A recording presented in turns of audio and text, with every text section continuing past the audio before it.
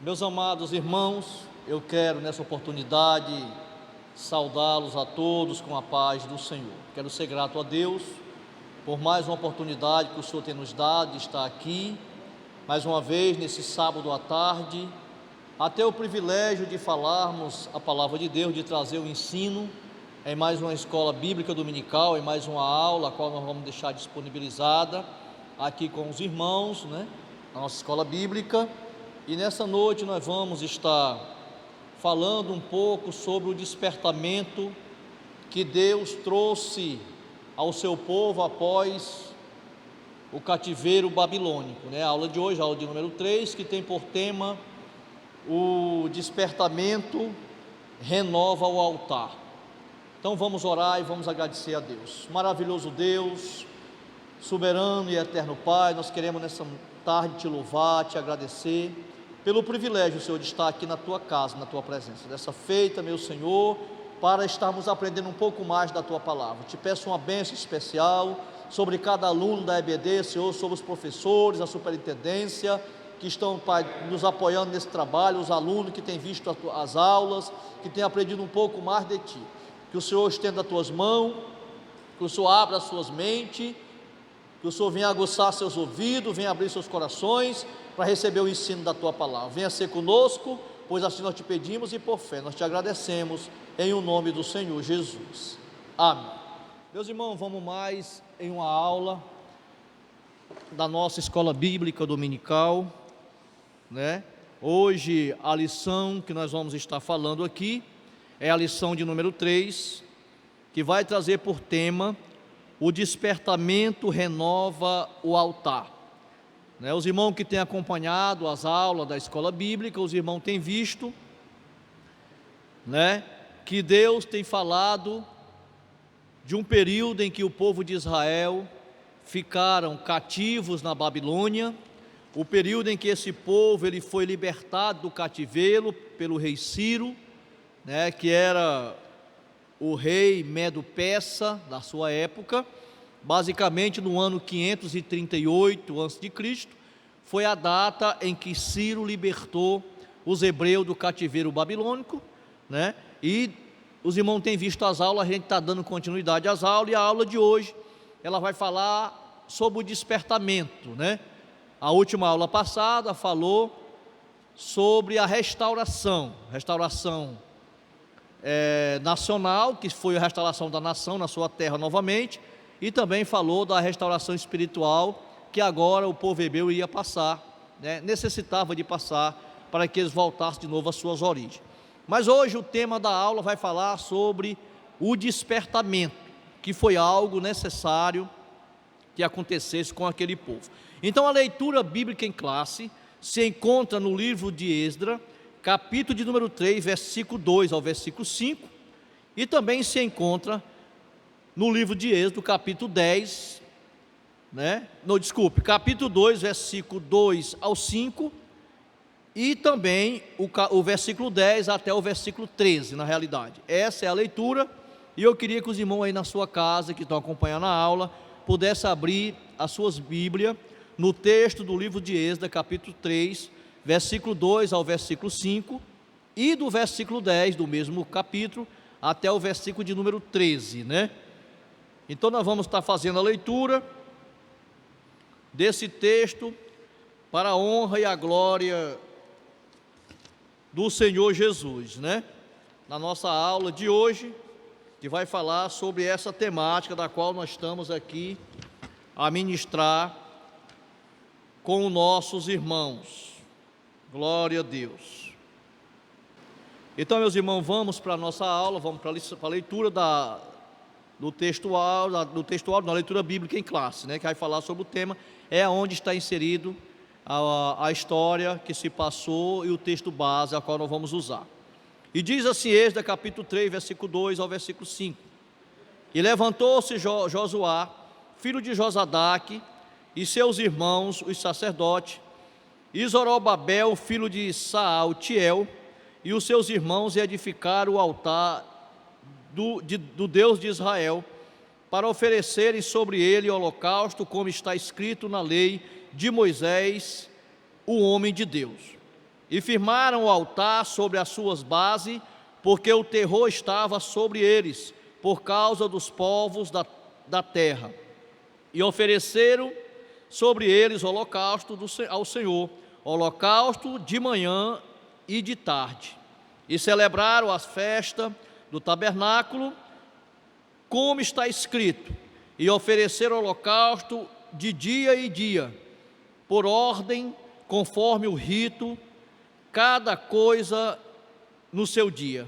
E depois disso, o holocausto continuou, os dias de lua nova e de todas as solenidades consagradas ao Senhor, como também de qualquer que oferecia oferta voluntária ao Senhor.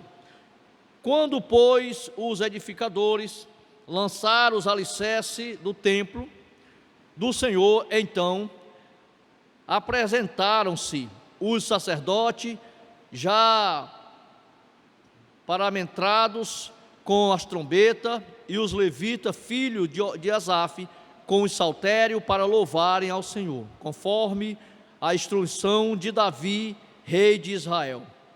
E cantavam as revezes louvores, celebrando ao Senhor, porque é bom, porque a sua benignidade dura para sempre sobre Israel.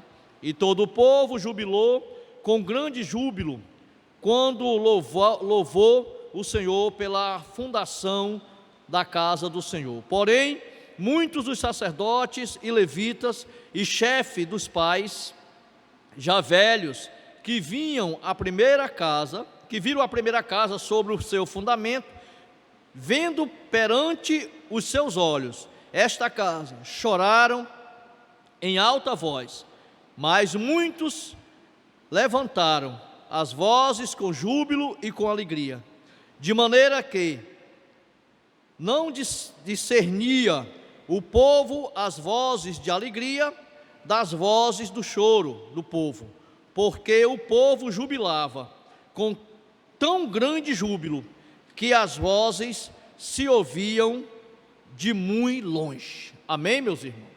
Queridos, então esse é o texto, aonde está o texto base da nossa lição de hoje, aonde vai falar sobre o despertamento renova o altar. A introdução da aula vai dizer desta maneira: nessa lição iremos meditar sobre um fato que caracteriza o verdadeiro despertamento. Trata-se da necessidade que os homens passaram a sentir de se chegarem mais perto do altar de Deus, a fim de estarem cada vez mais perto de Deus. Amém? Agora, depois que aquele povo tinha sido libertado, que tinham voltado para a sua terra, era necessário, depois de terem passado pela restauração nacional, a nação agora estava na sua terra, no seu habitat, estava no seu lugar, necessitava de passar pela restauração espiritual. Então eles passaram por essa restauração e, logicamente, tendo agora uma restauração espiritual, era necessário que eles sentissem a necessidade de se aproximar mais de Deus, Então agora precisava o povo hebreu ter uma comunhão mais de perto com o Senhor e passar mais, agora estar na presença do Senhor, meus irmãos? Então o primeiro tópico da lição de hoje, ela vai falar sobre o despertamento conduz o homem ao altar, O despertamento conduz o homem ao altar. E o primeiro tópico da nossa lição, os irmãos que conseguiram ter a sua revista, que estão de posse dela, pode verificar comigo, que o primeiro tópico vai falar o seguinte: os judeus sentiam a necessidade do acesso a Deus, que o altar lhe proporcionava, A primeira coisa que nós precisamos entender, irmão, quando nós falamos de altar, é que o altar, ele era um lugar específico aonde havia o sacrifício. Quando o Senhor Deus, ele manda Moisés fazer o tabernáculo no deserto, uma das coisas que havia naquele tabernáculo era o altar do sacrifício. Ali haveria o momento de comunhão, o momento de perdão, o momento de confissão dos seus pecados. Era o momento em que o animal era sacrificado, aonde o seu sangue era expelido no altar, para que os seus pecados, não perdoados, mas fossem cobertos através do sacrifício daquele animal, que era o que dizia a lei, né, mosaica. Era assim que era feito. Então o altar, ele era um lugar onde havia um contato, onde havia um contato mais forte com Deus, onde havia uma aproximação mais forte com Deus, e era exatamente desse altar que agora o povo de Israel estava necessitados, após terem passado por todo o processo daquela restauração, né? Agora era necessário que o povo hebreu viessem passar também por esse contato que iria certamente ali estreitar muito mais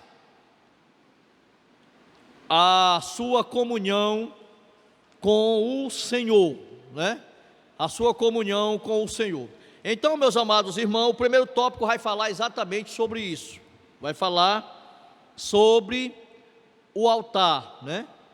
Sobre essa comunhão mais aproximada deles que eles deveriam ter agora com Deus. Então, o propósito que trazia no coração ao retornarem do cativeiro precisava ser muito forte, muito firme, porque estava rodeado de inimigos cruéis. A Bíblia diz que o terror estava sobre eles por causa dos povos da terra, conforme narra o livro de Êxodo, capítulo 3, e versículo de número 3. Por isso, mesmo o povo sentia que precisava do acesso a Deus através do altar.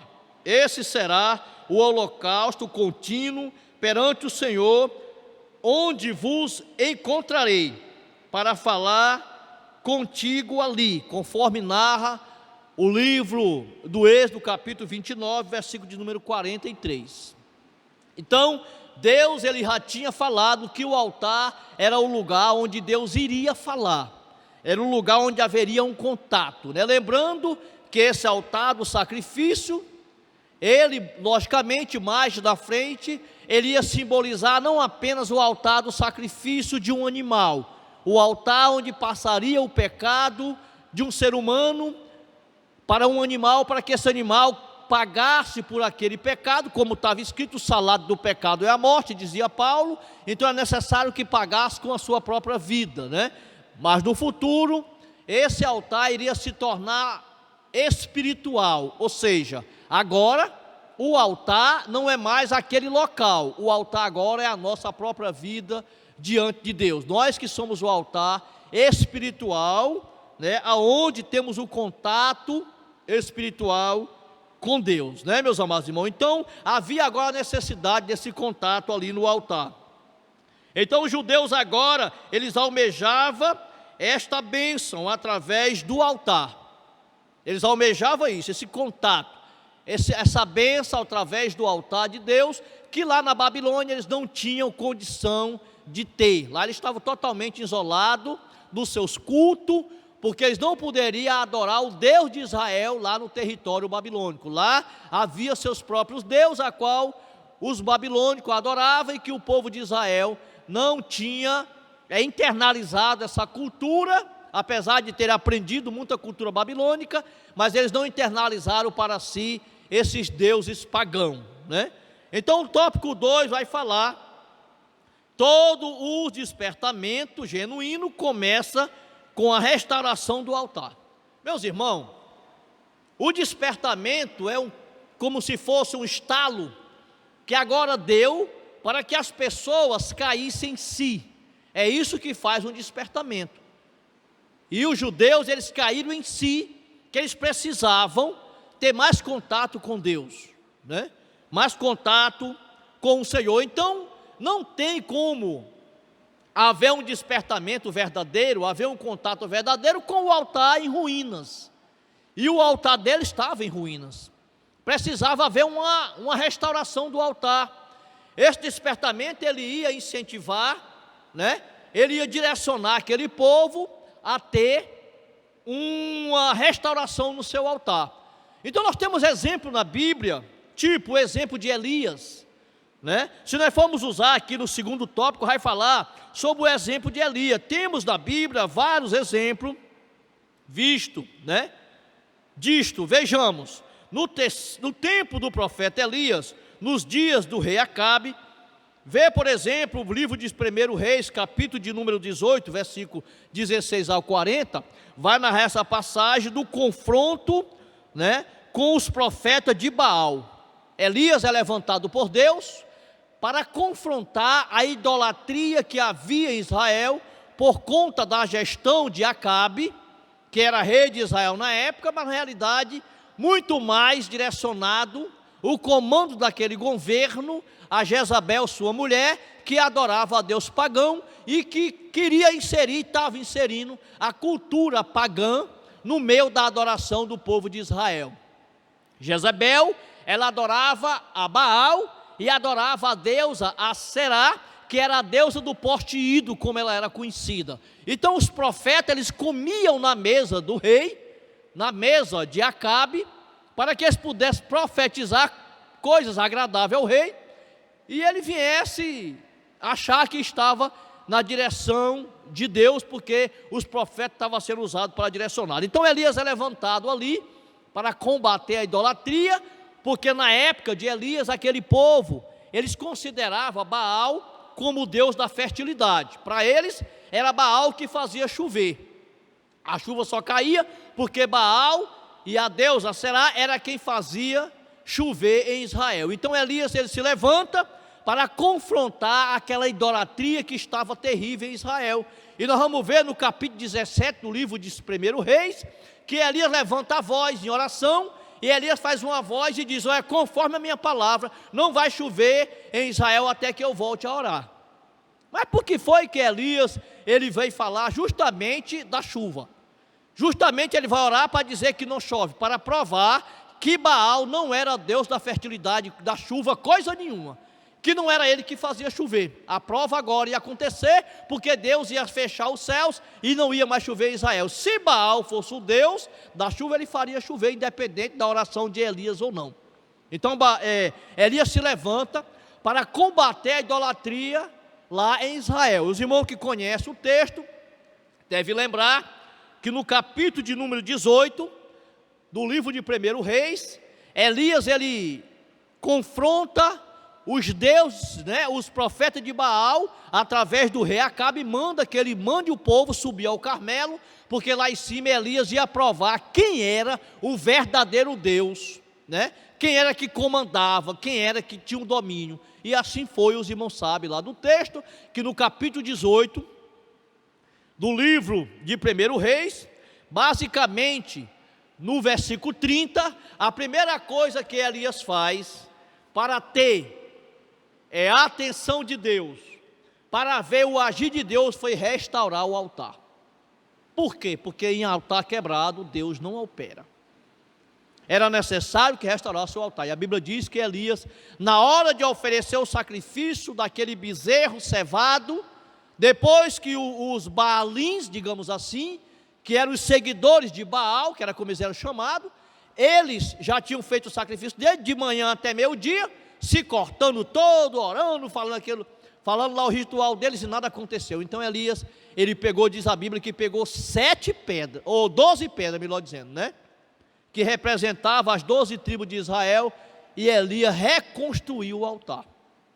Elias vai lá, monta o altar com as pedras, ajeita lá a lenha, manda cavar um rego bem fundo ao redor do altar, manda encher d'água, para ficar mais difícil ainda, que era para quando Deus mandar fogo do céu, todos saberem que era o Deus verdadeiro, e assim foi. Então, meus amados irmãos, era necessário que o altar dos hebreus, que tinha saído da Babilônia, estava voltando para a sua terra, fosse restaurado, fosse restaurado, porque era no altar que Deus operava, e essa cultura já vinha já de muitos anos, desde quando Moisés tirou o povo hebreu do Egito. Os irmãos, veja que quando Ezequias, o bondoso rei Ezequias, assume também o reinado de Israel, depois de Acas, o rei Acas, que foi um rei idólatra, né, que inseriu culturas pagãs no santuário de Deus.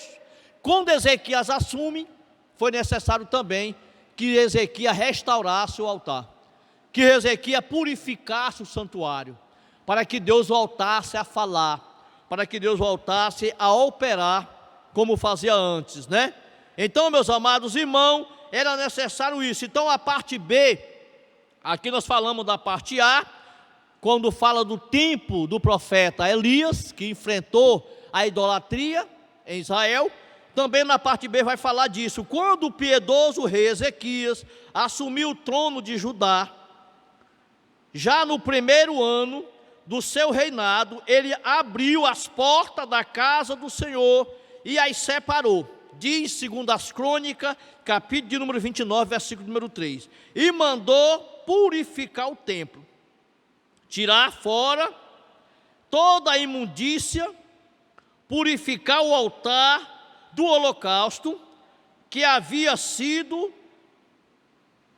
substituído no reinado do seu antecessor Acas, por um altar construído com um modelo, né, copiado de um modelo que havia lá em Damasco.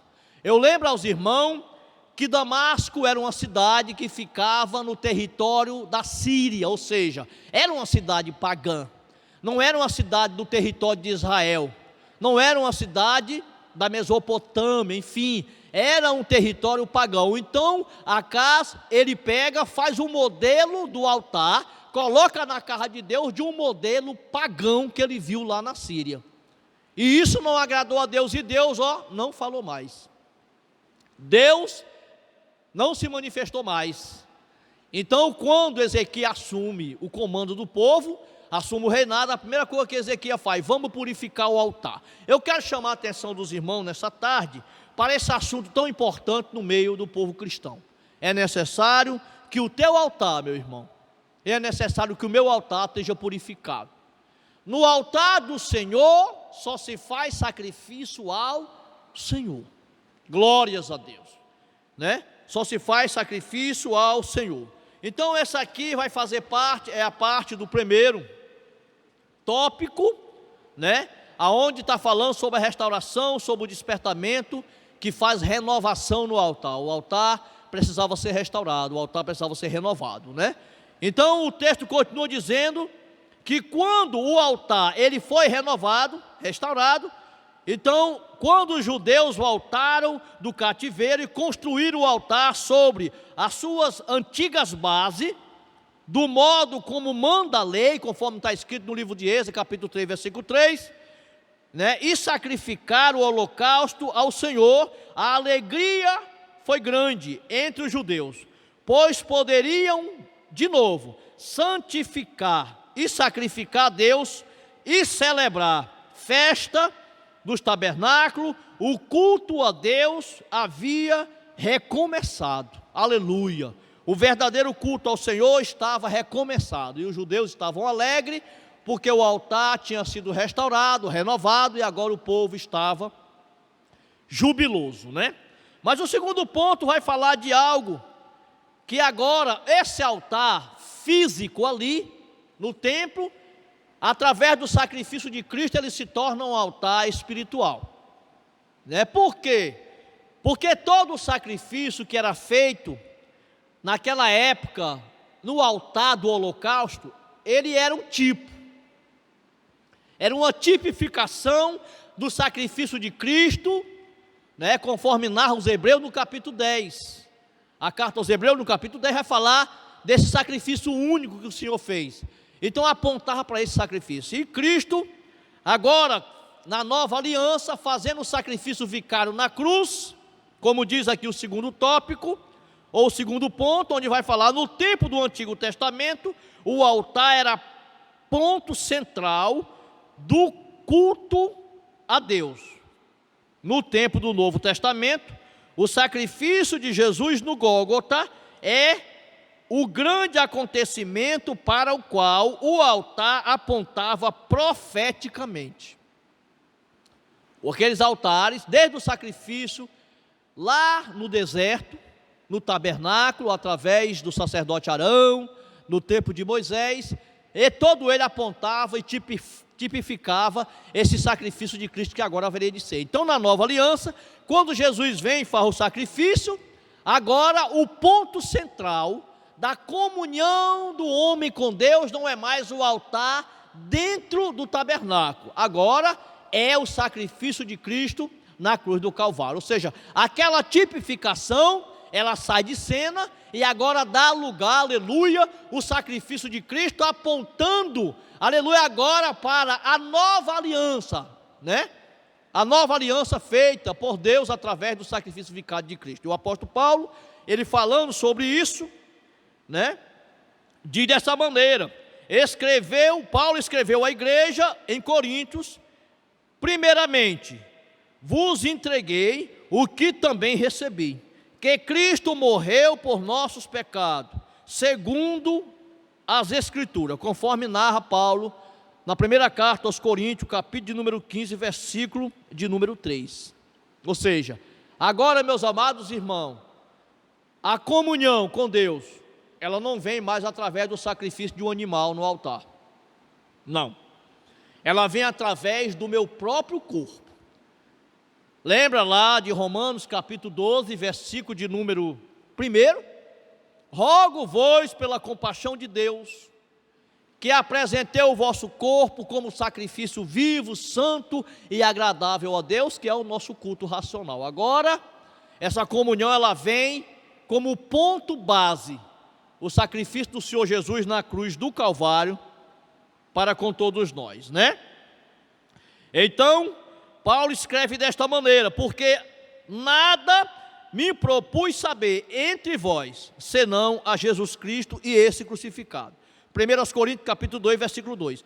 Todas as coisas subsistem por ele, para que em tudo Jesus tenha a preeminência. Em tudo Jesus tenha a preeminência. Pastor, o que é preeminência? É excelência, viu? É grandiosidade. Em tudo agora, a excelência da minha comunhão é com Cristo. A grandiosidade do feito é atribuído ao Senhor Jesus. Bendito seja o nome do Senhor.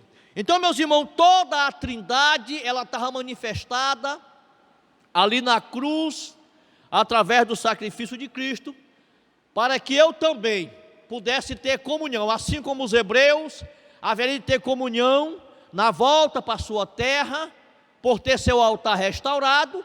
Nós também, na nova aliança, deveríamos ter comunhão com Deus através do sacrifício vicário de Cristo, pois a Bíblia diz que Deus estava naquele momento em Cristo reconciliando, né? Jesus estava ali reconciliando o homem com Deus. O texto diz reconciliando o mundo com Deus, né? Através daquele sacrifício do Senhor Jesus ali na cruz do Calvário. Então o Pai Celeste estava ali, o Filho de Deus estava ali, né?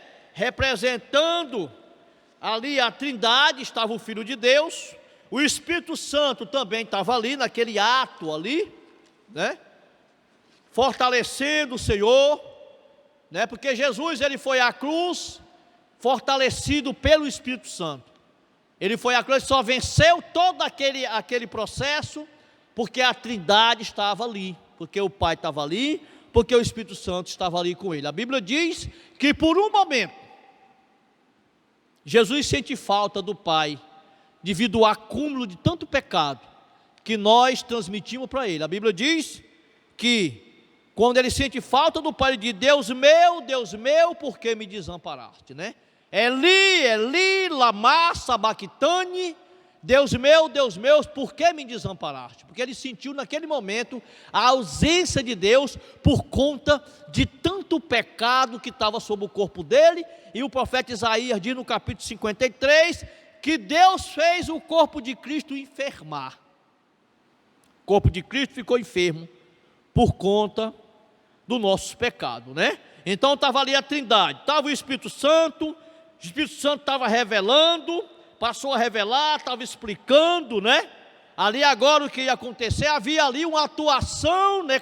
Aleluia, do Espírito Santo, através do sacrifício de Cristo, que viria agora contemplar toda a nossa vida, porque nós haveríamos de ser reconciliado com Deus. É o que fala aqui o segundo tópico da lição de hoje. Eu estou aqui resumindo o que fala o segundo tópico, né?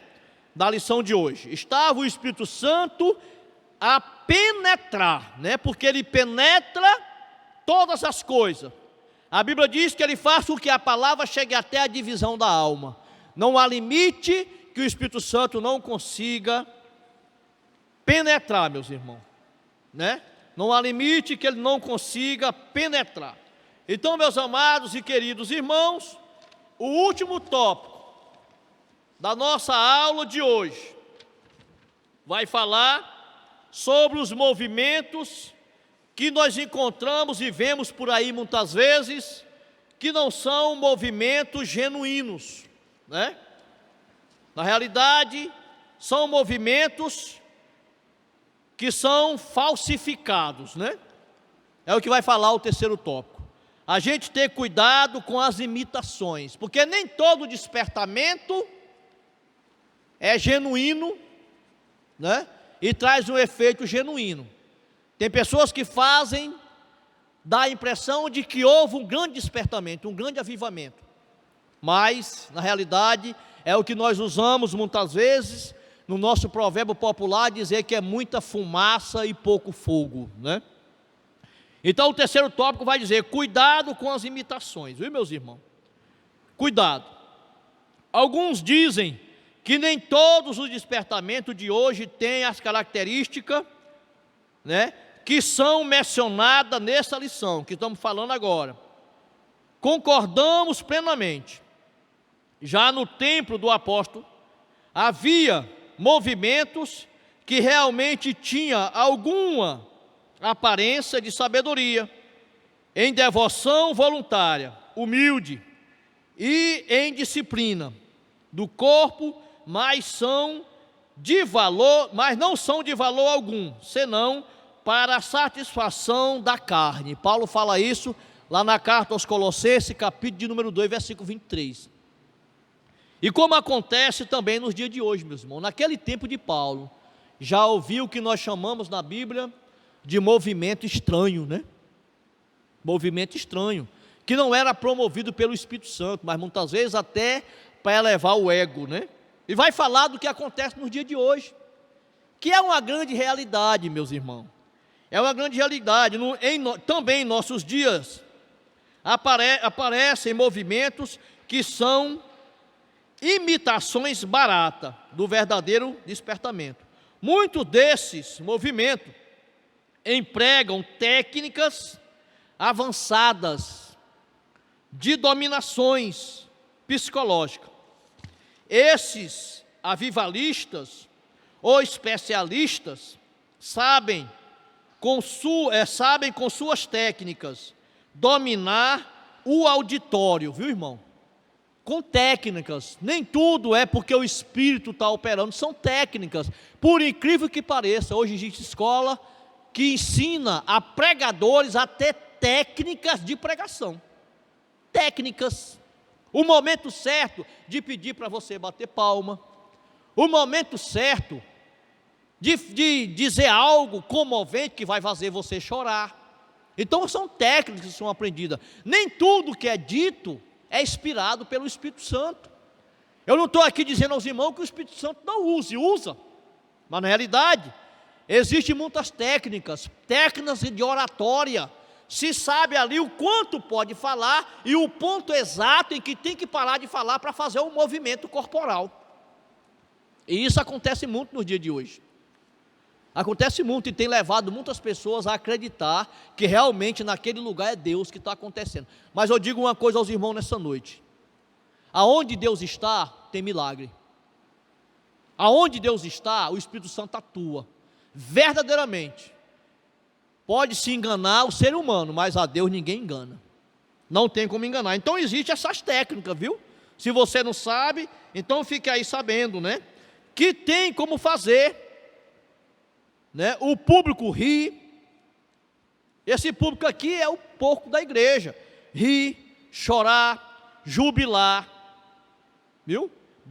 Pular, bater palmas e etc. E tantos outros movimentos que acontecem muitas vezes, que só são barulho. Não é o despertamento verdadeiro, mas Deus queria que o seu povo em Israel tivesse um verdadeiro despertamento. E o verdadeiro despertamento, o verdadeiro culto a Deus, ele é aquele culto que é feito com sacrifício.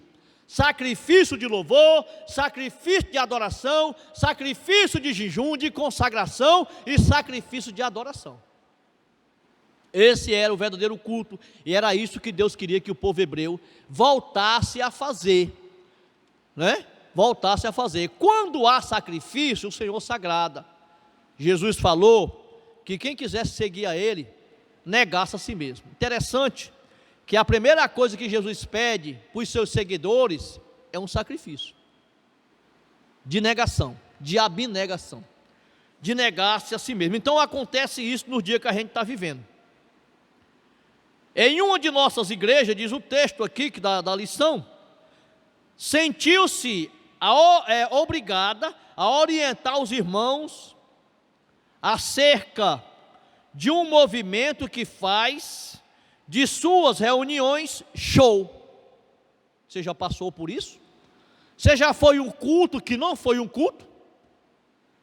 Que não houve um culto, houve um show, houve uma exibição, aonde Deus sumiu do cenário e o homem apareceu, aonde Deus deixou de ser vocacionado, e quem foi vocacionado naquele dia foi um homem, foi um cantor que roubou a cena, que tomou o lugar de Deus naquele lugar. Irmãos, olha, eu sou sincero com os irmãos, nos meus ensinamentos, no culto na igreja onde eu sou responsável, eu ensino isso, quem está me ouvindo sabe. Eu nunca concordei, não concordo e sou sincero. Para mim, show não é para crente. Para mim, essa é a minha opinião pessoal. Para mim, show, biblicamente falando, não é para crente. Crente não tem que fazer show. Crente tem que adorar e louvar a Deus. Foi para isso que nós aceitamos Jesus, não foi para fazer show. Quem faz show é os cantores lá do mundo. Não. Crente participa de culto. Então, muitas vezes nós nos deparamos com locais que não tem culto, irmão, tem show. Viu? Show com apresentações, com cantores evangélicos, como diz aqui no texto. Nesse show, dominam aplausos, vaias, grito, viu? Assobios, e muitas vezes, não se escandalize, tem lugar que até bebida alcoólica é ingerida. Em lugar. Em um show que muitas vezes fazem e dizem que esse show é para louvar a Deus. Para louvar a Deus, né? Então é o ensino da palavra, irmão. É o ensino da palavra. A Bíblia diz que nós não podemos adorar a nenhuma imagem, nem de homem, nem de animais, nem de seres, nada. Devemos adorar apenas a Deus. Então toda a honra e toda a glória, em qualquer culto, em qualquer evento, tem que ser para Deus. Não é o homem que tem que ser adorado. Não é ele que receba a glória é para o nosso Deus. Infelizmente, nós vemos locais que diz que é avivado, mas avivamento verdadeiro não existe. Existe movimento. E eu preciso lembrar aos irmãos que movimento não é avivamento. Amém? Movimento não traz avivamento. Avivamento traz movimento. E o verdadeiro avivamento não é feito por celebridades, é feito pela palavra, pelo aprendizado da palavra, pela internalização da palavra. Aí sim o crente está avivado. O crente avivado, já que eu estou dando um recado de Deus, agora eu vou dar tudo. O crente avivado, meus irmãos, aprenda isso através da palavra. Não é o crente que faz mais barulho do que os outros, é o crente que faz a obra. É o crente que está continuamente na obra. Esse é o crente avivado, biblicamente falando.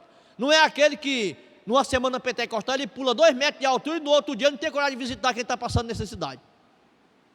Isso não é avivamento. O avivamento genuíno, ele é feito dentro de nós. Ele não é por 3 dias, ele é para a vida toda, ele é para o ano todo. Ele não é por 3 dias. Então, cuidado com as imitações, né? Nós já estamos aqui concluindo a nossa aula, mas eu posso pedir aos irmãos que os irmãos tenham cuidado com as imitações, porque existe muita imitação, e como diz aqui na lição de hoje, imitação barata, irmão. Você sabe o que é uma imitação barata? É a imitação que não tem muita aparência não, viu? Não parece muito não, não parece muito, mas em virtude da gente viver em dias em que muitas vezes tem pessoas que preferem o movimento do que o ensino, do que o aprendizado da palavra, e Jesus discorda totalmente com isso. Pastor, eu sou prova, provo. Lucas, capítulo 10, versículo 38. Marta estava num movimento tremendo dentro da casa dela. Maria se sentou lá perto de Jesus na sala e começou a aprender da palavra. Sabe o que aconteceu? Marta foi reclamar para Jesus que Maria estava ouvindo a palavra e não estava ajudando ela no movimento. Aí Jesus disse assim: Marta, Marta, tu estás preocupada com muitas coisas, mas uma só é suficiente, te basta. E Maria escolheu a boa parte, da qual ninguém vai tirar. Então, meu irmão, tome cuidado com o movimento. Vá para a Bíblia, vá para a palavra. Vá para a palavra, vá para a Bíblia. Os pastores que sabem da importância que é a palavra, eles orientam o seu rebanho a ler a Bíblia, a orar, a ter uma vida de oração e jejum, porque essa é a forma correta de nós servirmos a Deus. Então tome cuidado com os movimentos que há por aí, né? Que não é um movimento promovido por Deus, muitas vezes é um movimento promovido pelo ego de alguém, para elevar alguém, para apresentar alguém, né? E muitas pessoas têm enveredado por esse caminho, têm ido a locais, não para sentir algo de Deus, mas está indo porque tem um famoso lá, que vai falar alguma coisa, que vai se apresentar ao vivo e todo mundo vai lá para ver.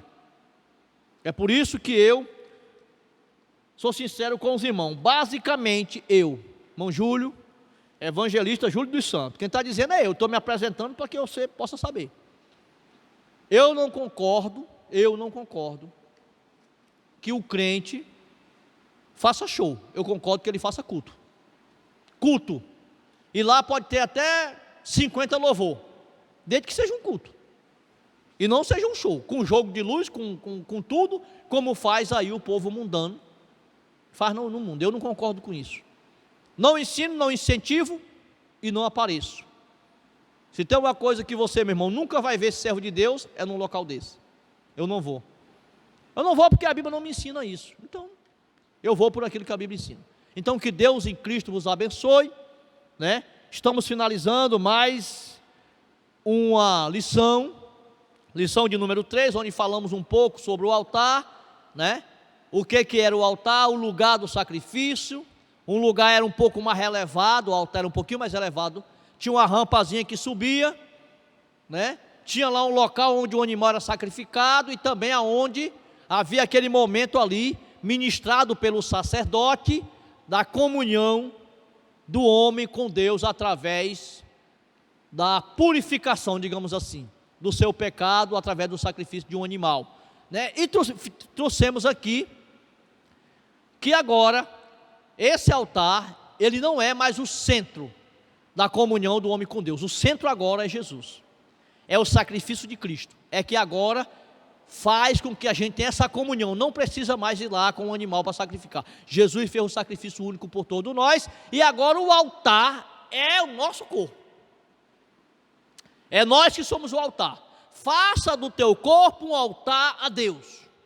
Deus precisa ser adorado no teu corpo, Deus precisa ser glorificado no teu corpo. Então que Deus em Cristo te abençoe, em o nome do Senhor Jesus. Querido, nós vamos estar orando, concluindo aqui mais um momento da escola bíblica dominical, terminando aqui mais uma aula. Eu espero ter contribuído para que você seja um pouco mais sábio através da palavra. Eu queria ter tempo para poder ler texto com os irmãos, um texto, mas o tempo não dá para a gente fazer isso, Mas tenha calma, que daqui a pouquinho a gente vai começar a ter as nossas lições presenciais. Aí os irmãos vão poder perguntar, tirar dúvida, vai ser muito melhor a interação e você certamente vai aprender mais, né? Então vamos orar e vamos agradecer a Deus. Eu quero agradecer ao diácono Valdiglês, que está aqui, que é um dos superintendentes da escola bíblica, que está aqui nos ajudando também, irmão Adriano, agradecer ao irmão Ricardo, irmão Jonathan, que são as pessoas que fazem a edição desse trabalho, dessa aula, dessa gravação, e que Deus possa recompensar todos os meus irmãos em nome de Jesus. Senhor, nosso Deus, Pai Celestial, nós somos gratos a Ti, por estar nessa noite na Tua presença. Muito obrigado, meu Senhor, pelo que o Senhor tem, nesse dia, nos proporcionado, tem nos dado a Tua palavra, e tem nos feito, Pai, aprender um pouco mais de Ti. Venha ser conosco, abençoe cada aluno, que nesse momento está conosco, para aprender um pouco mais da Tua palavra, que o Senhor venha internalizar essa palavra em seu coração, e que eles venham a ser fortalecidos através da presença do Teu Espírito Santo e do aprendizado da Tua palavra. Venha ser com cada um de nós, abençoe todo o povo da Tua casa, abençoe a congregação Filadélfia 1. Tome todos em Tuas mãos, pois assim é que eu te peço, e por fé te agradeço, em o nome do Senhor Jesus. E que a graça de nosso Senhor e Salvador Jesus Cristo, que é o grande amor de nosso eterno Deus e Pai, que é a comunhão e que as doces consolações do amoroso Espírito Santo permaneçam sobre as nossas vidas e sobre a vida de todo o povo de Deus, e quem crê nessa bênção, digam amém. A paz do Senhor para todos, meus irmãos.